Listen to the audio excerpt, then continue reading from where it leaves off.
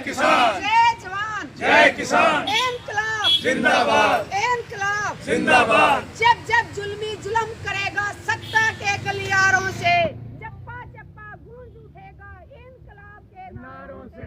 इंकलाब जिंदाबाद, इंकलाब जिंदाबाद।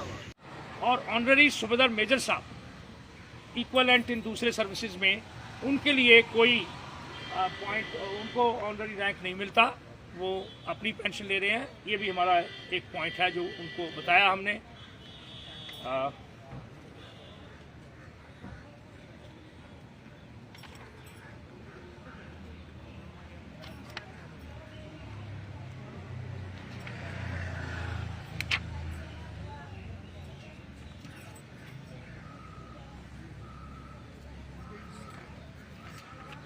हमने SSCO के लिए ये भी बोला है, या तो प्रो रेटा पेंशन उनको दे दो, जैसे 14 साल करा 20 साल को पूरी पेंशन मिलती है तो प्रो रेटा कम कर दो, या उनको जो कोई और तरीके से उनको कंपनसेट करें ताकि वो उसी तरह से जिए, उसी तरह से अपनी ज़िंदगी बताए जैसे कि उन्होंने सर्विस करी है as officers in the Indian defence forces. Similarly हमारे जवान रिजर्विस्ट और ऑनररी रैंक्स, इनके लिए भी जो रैंक के मुताबिक जो पेंशन मिलनी चाहिए वो उनको दी जाए।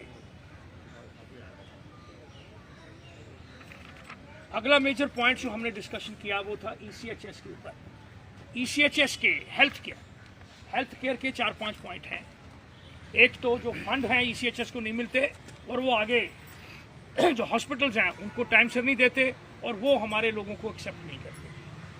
तो ये बहुत से करोड़ों में पैसा पड़ा हुआ है। Last known figure is 1000 crore rupees, 1000 crore रुपया जो एम्पैनल्ड हॉस्पिटल का अभी तक पेमेंट नहीं करा हुआ।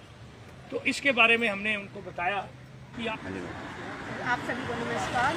आज मैं जंतर मंतर से हमारे वन रैंक वन पेंशन का जो आंदोलन 2015 से लगातार जारी था, लॉकडाउन की वजह से यहाँ पे पुलिस ने बैठने से मना कर दिया था, लेकिन जब भी हमारे दिन जैसे 2200 दिन पूरे हुए उस दिन हम सब सैनिक यहाँ पे इकट्ठे हुए।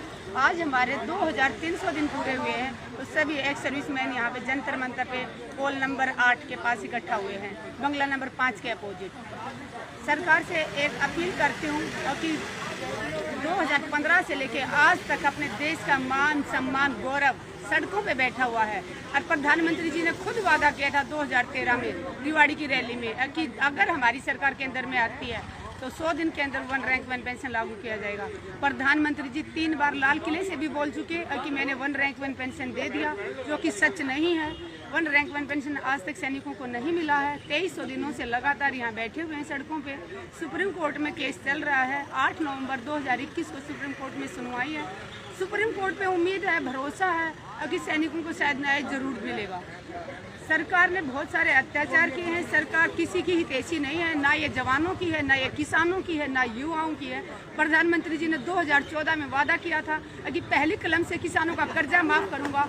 किसानों का कर्जा माफ नहीं किया, किसानों की आमदनी दुगनी करने की बात की थी। आज 10 महीने से ज़्यादा हो गए किसान बॉर्डरों पे डटे हुए हैं। किसानों की आमदनी तो दुगनी नहीं की, उनकी लागत जरूर दुगनी कर दी। डीजल का भाव बढ़ा दिया, खाद का बढ़ा दिया, बीज का बढ़ा दिया, ट्रैक्टर की बुआई रोक। कितना लोगों को जीना मुश्किल हो रहा है, आत्महत्या कर रहे हैं किसान। जवान सड़कों पे बैठा हुआ है। देश का जो जिन्होंने 62, 65, 71 की लड़ाइयाँ लड़ी, वो देश का गौरव आज सड़कों पे बैठ के अपने हक की लड़ाई लड़ रहा है। रिजर्विस्ट भाई जिन्होंने तीनों लड़ाइयों में भाग लिया और उनको 9810 रुपये पेंशन मिल रही है। देश के राष्ट्रपति से अपील करती हूँ कि जिन सैनिकों ने देश के लिए 3 लड़ाइयाँ लड़ी, उनको कम से कम 15,000 रुपये तो पेंशन दी जानी चाहिए। वो देश का गौरव है। उस टाइम वो 2.25 लाख के करीब सैनिकों को वहाँ से फौज से ज़बरदस्ती पेंशन भेजा गया था। आज तो बहुत कम संख्या में बचे हुए हैं। तो मैं यही कहूँगी, देशवासियों जागो, आवाज़ उठाओ, डरो मत। अगर कोई तानाशाही सरकार अपनी मनमर्जी चला रहे तो उसके हक की आवाज़ उठाओ। जन गण मन अधिनायक जय हे भारत भाग्य विधाता। पंजाब सिंध गुजरात मराठा द्राविड़ उत्कल बंगा। हिंद हिमाचल यमुना गंगा उच्छल जलधि तरंगा।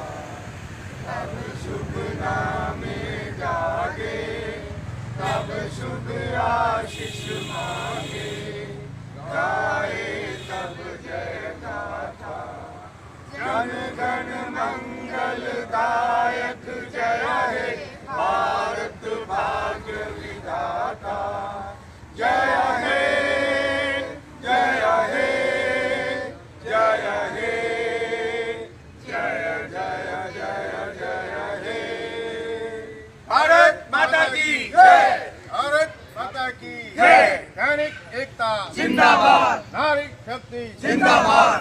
देश का सैनिक सड़कों पर, देश का दुर्भाग्य है। देश का सैनिक सड़कों पर, देश का दुर्भाग्य है।